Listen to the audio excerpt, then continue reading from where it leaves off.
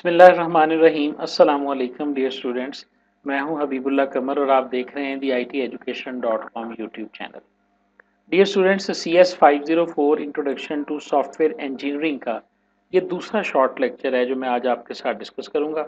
और इस short lecture में हम लेक्चर नंबर 2 को ही जो है ना वो 10-15 मिनट के अंदर एक्सप्लेन करने की कोशिश करेंगे ताकि जो है वो आप इसकी बेटर अंडरस्टैंडिंग आपको हो सके। डिस्क्रिप्शन के अंदर मेरे टेलीग्राम ग्रुप का लिंक मौजूद है, अगर आप उसे ज्वाइन करना चाहें ताकि आपको वीडियोस की तफसील मिल सके या आप डायरेक्टली मुझसे कम्युनिकेट करना चाहें किसी भी सिलसिले में, ऑनलाइन ट्यूशन हासिल करने के सिलसिले में, असाइनमेंट्स में मैं हेल्प नहीं करता जी, बिल्कुल भी कतई तौर पे भी, ठीक है। इसी तरह प्रोजेक्ट बनाने में कोई हेल्प नहीं करता जी। इसके अलावा आपको कोर्स से रिलेटेड कोई भी इशू होगा, सीखने के एतबार से, समझने के एतबार से, जो वीडियो आप देख रहे हैं इस वीडियो के एतबार से, तो आप अगर उस ग्रुप में होंगे तो आपकी अंडरस्टैंडिंग का लेवल थोड़ा और बेहतर हो जाएगा जी। तो लेक्चर नंबर 2 के अंदर आज हम बात करेंगे सॉफ्टवेयर डेवलपमेंट की। कल हमने सॉफ्टवेयर इंजीनियरिंग को डिफाइन किया था और हमने ये देखा था कि सॉफ्टवेयर इंजीनियरिंग बेसिकली क्या है। हमने इसके बारे में क्या पढ़ा था? Software engineering is nothing but a disciplined approach to develop a software. असल में जो हम सॉफ्टवेयर इंजीनियरिंग के अंदर करते हैं वो सॉफ्टवेयर डेवलपमेंट ही करते हैं, लेकिन हमारी अप्रोच जो है वो टोटली डिफरेंट हो जाती है। इस अप्रोच को आप डिसिप्लिन्ड अप्रोच कह सकते हैं, सिस्टमेटिक अप्रोच कह सकते हैं, और इंजीनियरिंग प्रिंसिपल्स के तहत जो हम सॉफ्टवेयर को डेवलप करते हैं ताकि एक क्वालिटी सॉफ्टवेयर जो है वो बने, बल्कि क्वालिटी प्रोडक्ट जो है वो आपकी बने, ना कि एक नॉन क्वालिटी जो है ना वो प्रोडक्ट आपके सामने आए। बहुत सारी एक्टिविटीज़ हैं जी जो सॉफ्टवेयर डेवलपमेंट के अंदर हम करते हैं, लेकिन ब्रॉडली जो है वो हम इनको मेजर कैटेगरीज के अंदर जो डिवाइड करते हैं वो ये हैं कि सॉफ्टवेयर डेवलपमेंट के अंदर कंस्ट्रक्शन से रिलेटेड कुछ एक्टिविटीज़ होती हैं और दूसरी मैनेजमेंट से रिलेटेड एक्टिविटीज़ होती हैं। यानी सॉफ्टवेयर डेवलपमेंट की जितनी भी एक्टिविटीज़ हैं ब्रॉडली हम उसको दो हिस्सों में डिवाइड करेंगे। एक कंस्ट्रक्शन, सॉफ्टवेयर कंस्ट्रक्शन, एक को आप कह सकते हैं सॉफ्टवेयर मैनेजमेंट। ये सॉफ्टवेयर इंजीनियरिंग के प्रिंसिपल्स के तहत ही अब हम जो है ना वो इसको डिवाइड कर रहे हैं और इसके अंदर जो है ना वो देखेंगे कि कौन कौन सी एक्टिविटीज़ जो हैं वो हम किस तरीके के साथ जो है वो परफॉर्म कर सकते हैं। कंस्ट्रक्शन की जो एक्टिविटीज़ हैं वो डायरेक्टली रिलेट करती हैं किसके साथ? कंस्ट्रक्शन और डेवलपमेंट ऑफ प्रोजेक्ट के साथ। जबकि मैनेजमेंट की जो एक्टिविटीज़ हैं ये हमारे पास कंप्लीमेंट प्रोवाइड करती हैं उस ओवरऑल कंस्ट्रक्शन के प्रोसेस को, ताकि वो प्रोसेस जो है वो स्मूथली और इफेक्टिवली चल सके। अगेन मैं आपको बिल्डिंग साइड पे लेके चला जाता हूँ। कंस्ट्रक्शन का क्या है जी? जब आप ऑन साइट पे जाके किसी भी बिल्डिंग को कंस्ट्रक्ट करना शुरू कर देते हैं तो वहाँ ऑन साइट जितनी एक्टिविटीज़ परफॉर्म हो रही हैं वो सारी कंस्ट्रक्शन है। लेआउट बन रहा है, मटेरियल्स है, रिसोर्सेज यूटिलाइजेशन है, टीम डेवलपमेंट है, सारा कुछ वो है। लेकिन उनको अब पीछे से क्या है? मटेरियल प्रोवाइड किया जा रहा है, सुपरवाइज किया जा रहा है, मॉनिटर किया जा रहा है, मैनेज किया जा रहा है ताकि ऑन साइट कंस्ट्रक्शन जो है वो स्मूथली और इफेक्टिवली चल सके। तो यही रिलेशनशिप है सॉफ्टवेयर डेवलपमेंट का भी और सॉफ्टवेयर कंस्ट्रक्शन का भी। अगर हम कंस्ट्रक्शन को देखें तो इसके अंदर ये 4 मेजर एक्टिविटीज़ हैं जिनके ऊपर हमारे आने वाले लेक्चर्स में बड़ी ज़बरदस्त किस्म की बहस होगी और हम बड़े अच्छे तरीके से देखेंगे कि रिक्वायरमेंट गैदरिंग क्या है, डिज़ाइन डेवलपमेंट क्या है, कोडिंग क्या है और टेस्टिंग क्या है। अगर आपको थोड़ा सा मैं रिमाइंड करवा दूं तो आपने अपने पिछले किसी न किसी कोर्स के अंदर ज़रूर सॉफ्टवेयर डेवलपमेंट लाइफ साइकिल पढ़ा होगा जी। क्यों हारिस, याद है आपको? तो ये उसी उसी के फेजेस हैं। अब हमने उन्हीं चीज़ों को मज़ीद मैच्योर तरीके से अब देख रहे हैं। हम हमारी सॉफ्टवेयर डेवलपमेंट लाइफ साइकिल जो था आपको याद है वो रिक्वायरमेंट गैदरिंग से शुरू होता था कि सबसे पहले हम रिक्वायरमेंट्स को इकट्ठा करते हैं, फिर हम उन रिक्वायरमेंट्स के मुताबिक एक डिज़ाइन बनाते हैं। जब डिज़ाइन हमारा बन जाता है और अप्रूव हो जाता है तो फिर हम उसको कोड करना शुरू करते हैं अपने प्रोजेक्ट को ना। जब कोडिंग हो जाती है मुकम्मल तो फिर हम उस कोड को टेस्ट करते हैं कि क्या वाकई जो हमने लिखा है वो हमारी फंक्शनैलिटी को कंप्लाई करता है, तमाम रिक्वायर्ड फंक्शनैलिटी उसको मीट करती है, उसमें किसी किस्म का कोई डिफेक्ट या बग तो नहीं है। ये हम टेस्टिंग के मरहले के अंदर देखते हैं। ये 4 मेजर एक्टिविटीज़ जो हैं वो हम सॉफ्टवेयर कंस्ट्रक्शन एक्टिविटीज़ जो हैं उनके अंदर हम परफॉर्म करते हैं।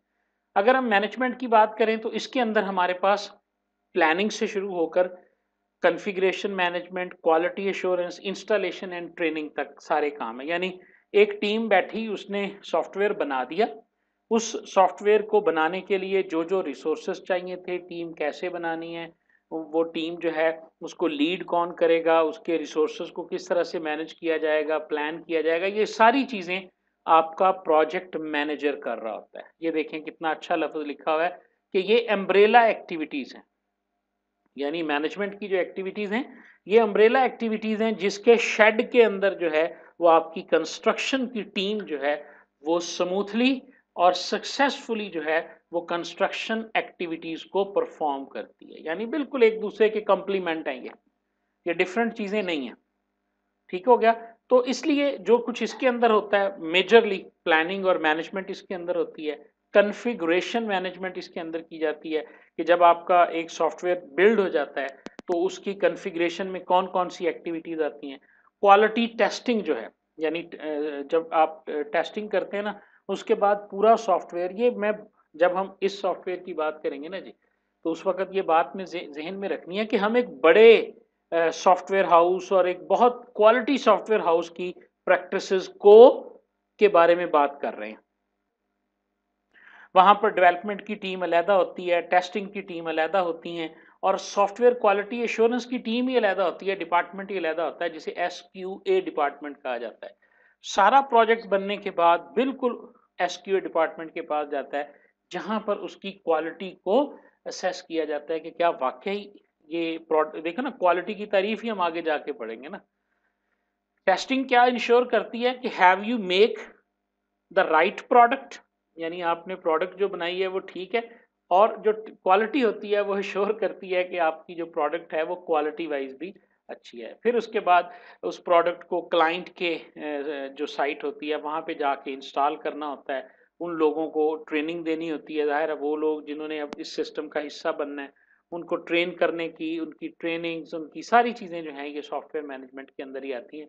जो उसका प्रोजेक्ट मैनेजर जो होता है उस सॉफ्टवेयर का, वो सारा इन एक्टिविटीज़ को हैंडल कर रहा होता है। ये देखें जी, ये एक डायग्राम है आपके सामने। कंस्ट्रक्शन जो है वो आप देखें इनर साइड में मौजूद है, मैनेजमेंट जो है उसने चारों तरफ से उसे जो है वो कोप अप किया हुआ है। ये डायग्राम भी आपके पास पेपर में कभी कभी आ जाती है कि जी आप सॉफ्टवेयर डेवलपमेंट में जो एक डायग्राम जो है ना वो बना के दिखाएं या लिस्ट आप। अब ये सारा कुछ जो है ना, ये सारा कुछ हम एक फ्रेमवर्क के तहत करते हैं, और उस फ्रेमवर्क का नाम है सॉफ्टवेयर इंजीनियरिंग फ्रेमवर्क। फ्रेमवर्क में और जो लाइफ साइकिल होता है ना उसमें फर्क होता है। मसलन क्या कहता है कि एनी इंजीनियरिंग अप्रोच, ठीक है, must be founded an organization commitment to the quality. जो भी आपकी अप्रोच होती है असल में वो क्वालिटी के साथ आपकी कमिटमेंट होती है। Based on these commitment quality a software engineering framework is proposed, जो कि ये एक सॉफ्टवेयर क्वालिटी जो है ना वो एक फ्रेमवर्क है। ये आपके पास है जो जिसे हम कहते हैं सॉफ्टवेयर इंजीनियरिंग फ्रेमवर्क। इसके चार हिस्से हैं। इसमें पहला हिस्सा क्वालिटी फोकस है कि हम हमारा फोकस सिर्फ और सिर्फ क्वालिटी के ऊपर होता है कि हमारी प्रोडक्ट का सही होना भी हो। और देखो ना, ये बात आपको समझ में आती है कि क्वालिटी का और एक्यूरेसी में फर्क है कि कुछ प्रोडक्ट्स, अब आप देखें ना, जब हम मार्केट में किसी एक प्रोडक्ट के बारे में ये देखो ना, मतलब कोई भी एक टेंजिबल प्रोडक्ट की आप मिसाल, चाइना भी कार बनाता है, बाकी कंपनीज भी कार बनाती हैं, ठीक है, सेम स्पेक्स नहीं होती सबकी, लेकिन we would prefer on the basis of quality, not on the function. Quality में हम देखते हैं कि नहीं यार इसकी क्वालिटी बहुत अच्छी है, तो इसका मतलब क्या है, दोनों ठीक हैं, दोनों एक्यूरेट हैं, लेकिन क्वालिटी फिर भी मैटर करती है। ठीक हो गया।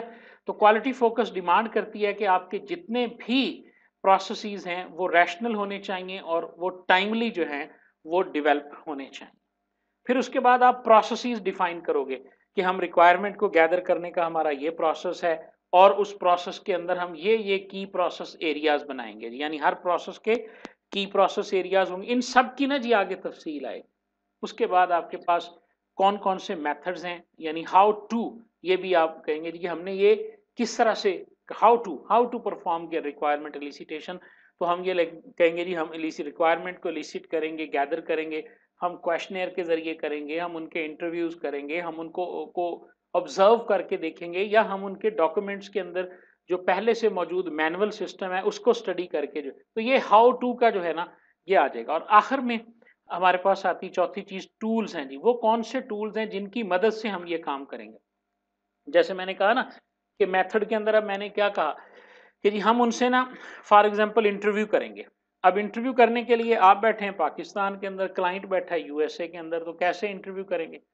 आपको एक कम्युनिकेशन टूल चाहिए। ये देखें, स्काइप के जरिए आप कर सकते हैं, टीम व्यूवर के जरिए आप कर सकते हैं, किसी भी कम्युनिटी। तो ये सारी चीजें आपस में लिंक्ड हो गई। क्वालिटी पे आपका फोकस है, उस क्वालिटी को फोकस करने के लिए कौन कौन से प्रोसेस आप अडॉप्ट करेंगे, वो प्रोसेस स्टैंडर्ड प्रोसेस होने चाहिए जिसके अंदर 100% की प्रोसेस एरियाज डिफाइंड होने चाहिए। उसके बाद आप ये भी जो है ना इस चीज को भी मद्देनजर रखेंगे कि हर टास्क हमने कैसे करनी है, हाउ टू, और उसके लिए आपको कौन कौन से टूल्स चाहिए। टूल्स आपके ऑटोमेटेड भी हो सकते हैं, सेमी ऑटोमेटेड भी हो सकते हैं, और ऐसा भी हो सकता है कि वो टूल आपके मैनुअल हो। तो ये आपके पास बनता है जी एक ओवरऑल सॉफ्टवेयर इंजीनियरिंग फ्रेमवर्क, जिसके अंदर हम इन चार चीज़ों को फोकस रख के इन चार चीज़ों के प्रोस्पेक्टिव में काम कर रहे होते हैं। ये देखें जी, ये इसकी एक किस्म की डायग्राम। मेथड होता है हमारे पास, प्रोसेस होता है, क्वालिटी फोकस होता है, और इन तीनों को परफॉर्म करने के लिए हमारे पास टास्क सेट होते हैं। यानी प्रोसेस में भी टास्क मौजूद होती हैं, क्वालिटी में भी टास्क होती हैं, और ये सारी चीज़ें जो हैं वो अंडर सम टूल्स या with the help of some automated और सेमी ऑटोमेटेड टूल्स जो हैं वो हम इनको परफॉर्म कर रहे होते हैं। ठीक है जी। ये डायग्राम एज इट इज़ भी पेपर में आ सकती है, और ये शॉर्ट या लॉन्ग क्वेश्चन के अंदर भी आपके पास आ सकता है। What is a software engineering framework जी। उसके बाद जी वही वो डेवलपमेंट लाइफ साइकिल वाली बात आ गई। यहाँ पे लूप लिखा हुआ है तो हम इसको सॉफ्टवेयर डेवलपमेंट लाइफ साइकिल भी कह सकते हैं। लूप और साइक्लिक में कोई फर्क नहीं होता है। मतलब इसका कहने का ये होता है कि एक स्टेज को कंप्लीट करके आप आखिर पे पहुंचते हैं, और हो सकता है कि आपको आखिर से दोबारा जो है वो पहली स्टेज पे आना पड़े। तो सॉफ्टवेयर डेवलपमेंट लूप जो है वो उसके अंदर जो पहला हमारा होता है जिसमें हम प्रॉब्लम को डिफाइन करते हैं कि एग्जैक्टली प्रॉब्लम जो है वो है क्या। जब तक आप किसी सॉफ्टवेयर की प्रॉब्लम स्टेटमेंट को नहीं समझेंगे उस वक्त तक आप ना उसके मुतल्लिक रिक्वायरमेंट्स को गैदर कर सकते हैं, ना उन रिक्वायरमेंट्स को जो है वो बाद में आप एनालिसिस करके उसको डिज़ाइन कर सकते हैं। तो सबसे पहले जो सबसे इसकी मिसाल मैं अक्सर ऐसे देता हूँ कि आप डॉक्टर के पास जाते हैं ना, तो डॉक्टर उस वक्त तक दवाई नहीं लिखता जब तक वो प्रॉब्लम को आइडेंटिफाई नहीं करता। समझ आ रही है ना? अच्छा, अब प्रॉब्लम को डिफाइन करना आपका काम नहीं है, मरीज का काम नहीं है। मरीज को तो पता ही नहीं है, मुझे वो तो कहेगा जी मुझे यहाँ पे दर्द होता है मुझे। अब आपका सॉफ्टवेयर इंजीनियर होने के नाते ये आप ही की रिस्पॉन्सिबिलिटी है कि आप प्रोडक्ट को किस तरह से आइडेंटिफाई करके, प्रॉब्लम को आइडेंटिफाई करके फिर आप उसे डिफाइन करेंगे कि एक्चुअली इस किस्म का सिस्टम या सॉफ्टवेयर जो है वो हम बनाना चाहते हैं। ठीक जी, ठीक है ना? तो ये प्रॉब्लम डेफिनेशन पहली स्टेज होगी जिसके अंदर हम वो तमाम इश्यूज एंड रिक्वायरमेंट्स जो हैं उनको एनालाइज करेंगे, रिक्वायरमेंट्स को, और जिनके तहत हम उस सिस्टम को बनाना चाहते हैं। ठीक हो गया। उसके बाद टेक्निकल डेवलपमेंट है जी, जिसके अंदर आप प्रॉब्लम आपने डिफाइन कर ली, अब आप उसका सोल्यूशन ढूंढेंगे टेक्निकल ग्राउंड्स के ऊपर। ठीक है, इसकी इम्प्लीमेंटेशन की आप बात करेंगे, किस तरह से हम इसको जो है ना, कौन सी डेटाबेस चाहिए, कौन सा लैंग्वेज स्ट्रक्चर चाहिए, क्या क्या चीज़ें हमें चाहिए, ये सारी टेक्निकल डेवलपमेंट की बातें उसके अंदर होंगी। उसके बाद आप उस सोल्यूशन को इंटीग्रेट करोगे। जब वो सोल्यूशन आपके पास बन जाएगा तो उसे आपने जिस ऑर्गेनाइजेशन के लिए भी बनाया है, और जहाँ पर भी जिस सिस्टम के लिए भी आपने उस सिस्टम को बनाया है, अगर वहाँ पर कोई एग्जिस्टिंग सिस्टम पहले से मौजूद है, अब आप उसके अंदर उसे कैसे जाकर इंटीग्रेट करेंगे। दोनों सूरतों में सिस्टम मौजूद होता है जी। अगर पहले वहाँ पर अकाउंट कंप्यूटराइज्ड सिस्टम था ही नहीं तो मैनुअल था, आपने कंप्यूटराइज्ड न्यू सॉफ्टवेयर को मैनुअल सिस्टम का जाके हिस्सा बनाना है। और अगर वहाँ पर पहले से कोई सिस्टम चल रहा था, आपने उसका कोई नया मॉड्यूल बनाया है, या आपने उसको आप कह लें कि आपने उसको नए सिरे से बनाया है, तो तब भी इसका मतलब क्या हुआ कि एग्जिस्टिंग सिस्टम के अंदर हम जाके उसे अपने सॉल्यूशन को इंजेक्ट करते हैं या हम उसको इंटीग्रेट करते हैं। ठीक हो गया जी। और इन सारी चीज़ों को करते हुए हम स्टेटस को जो है, after going through the previous 3 stages successfully, when we actually deployed the new system, जब हम नया सिस्टम लगा देते हैं जाके क्लाइंट साइड के ऊपर at the user site, user के ऊपर the situation is called status को। इस सिचुएशन को हम कहते हैं जी कि ये स्टेटस को की है। Once we get new requirements we need to change it. अब हमने लगा दिया, ये हमने एक स्टेटस को हासिल कर ली। अब अगर उसको इस्तेमाल करते हुए उन्हें कोई मजीद रिक्वायरमेंट्स चाहिए, मैं इसकी मिसाल ऐसे देता हूँ, आपने क्लाइंट के लिए ई कॉमर्स की वेबसाइट बनाई। अब आपने वेबसाइट बना के प्रोडक्ट्स को ऐड करके सारे फीचर्स लगा के अब आपने उसको रन करके दे दिया कि लो जी ये आपकी जो है ना वो प्रोडक्ट बन गई है। जब इंस्टॉल हो गई, चल गई, तो आपने एक स्टेटस को जो है ना वो हासिल कर लिया। कुछ महीनों के बाद वही बंदा आपसे दोबारा रब्ता करता है, वो कहता है यार कि ना हमारे मुल्क में पहले कैश ऑन डिलीवरी था, तो अब उन्होंने चूंकि पेमेंट सिस्टम अलाउ कर दिया है, तो मैं इसके अंदर पेपाल का या मैं मास्टर कार्ड का पेमेंट सिस्टम जो है ना वो इसमें ऐड करवाना चाहता हूँ। ठीक है जी। तो अब आप उस रिक्वायरमेंट के मुताबिक जैसे ही नई रिक्वायरमेंट आएगी तो अब आप उसको चेंज करेंगे।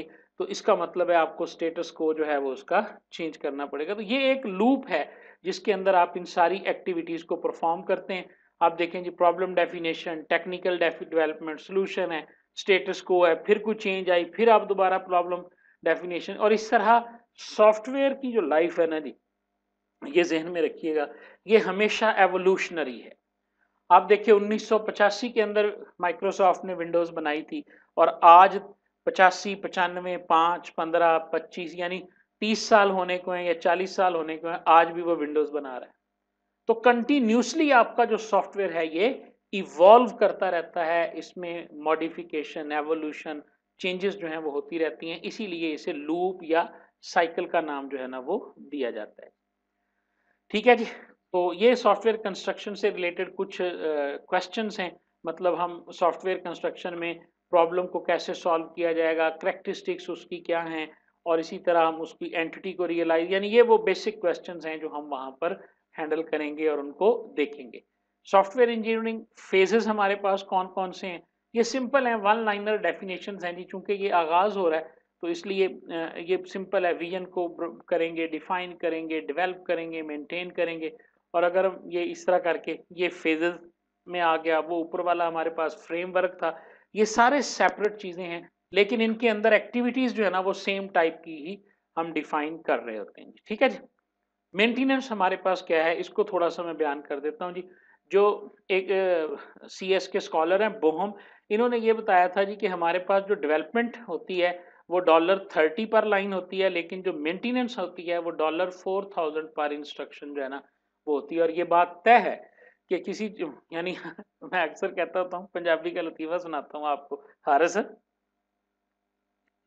वो किसी बंदे ने किसी से पूछा ना, यार जुत्ती तू किन्ने दी लई है, ठीक है, वो कहता यार मैं ਲਈ ਤੇ 250 ਦੀ ਸੀ, लेकिन ना ਹੁਣ ਇਹਨੂੰ मैं ਮੁਰੰਮਤ करा करा के ना मैनू 1000 ਦੀ हो गई है। ठीक है।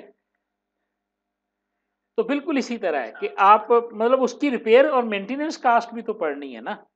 आपने एक सॉफ्टवेयर लिया है, मैंने बहुत सारे बंदों को ऐसे देखा है सॉफ्टवेयर हाउसेज में कि उन्होंने प्रोडक्ट बनाई, इंस्टॉल कर दी, और उनके साथ एग्रीमेंट हुआ जी कि हम 1000 रुपया पर मंथ या 2000 रुपया पर मंथ आपसे मेंटेनेंस कॉस्ट लेंगे। वो भी सुकून में होते हैं जी कि किसी किस्म की कोई प्रॉब्लम हो गई तो उस बंदे को हम कॉल करेंगे और वो आकर हमें मेंटेनेंस जो है वो प्रोवाइड करेगा। इसलिए वो कह रहा है कि डेवलपमेंट में तो आपने 30,000 का बनवा लिया एक दफ़ा, ठीक है, अब आपने 500 रुपया महीना पे भी अगर मेंटेनेंस का उसके साथ एग्रीमेंट किया है तो एक साल में कितने लगे, 6,000। ठीक है। अब आप देख लें कि 10 साल जब वो प्रोजेक्ट चलेगा तो आपने कितने पैसे उसकी मेंटेनेंस के लिए पे किए। तो इसलिए जो मेंटेनेंस है ना, ये life time, long life time एक फेज है जो चलता रहता है, और जो है ना वो मेंटेनेंस उसकी होती रहती है। समझ आ गई बात की? बहुत सिंपल सी बातें थी जी, थ्योरी से रिलेटेड ही थी। इनसे ना जी मैं आपको बता दूं, सॉफ्टवेयर इंजीनियरिंग एक ऐसा सब्जेक्ट है जो आप एक प्रोग्रामर के विजन को ब्रॉड करता है। आमतौर पे हम ये समझते हैं कि प्रोग्रामर सिर्फ और सिर्फ टेबल और कंप्यूटर रख के कोडिंग करने वाले इंसान का नाम है, लेकिन ऐसा नहीं है। अगर आप सॉफ्टवेयर इंजीनियरिंग के प्रिंसिपल्स को समझेंगे तो आप इस कोडिंग स्फीयर से बाहर निकलेंगे। आप देखें कोडिंग तो जाके तीसरे स्टेज पे या चौथे स्टेज पे हो रही है। पहले विजन है, पहले डेफिनेशन है, प्लानिंग है, मैनेजमेंट है, एनालिसिस है, ठीक है, फिर जाके कहीं आप कोडिंग करते हैं। समझ आ गई बात की? ओके जी, थैंक यू वेरी मच। अल्लाह हाफिज।